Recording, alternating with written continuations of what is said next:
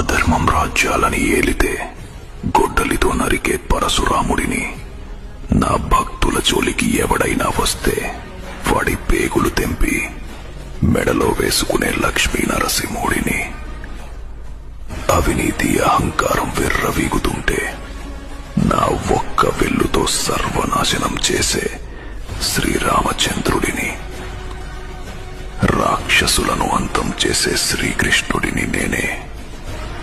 ఆ భూమాతను రక్షించే వరాహావతారం కూడా నేనే. నేనే శివుడుని, నేనే బ్రహ్మాని, అన్ని లోకాల్లో నేనే, ప్రతి అణువులోనూ నేనే. ఈ సృష్టిలో ఉన్నది నేనే, ఈ సృష్టి అంతా నేనే. రాక్షసులను, అధర్మాన్ని అణచివేయడానికి ప్రతి యుగానికి ఒక అవతారాన్ని ఎత్తే వైకుంఠ నాయకుడిని, 10,000 పడగలు ఉన్న ఆదిశేషుడి పైన నిద్రించే సాక్షాత్తు శ్రీనారాయణుడిని నేను.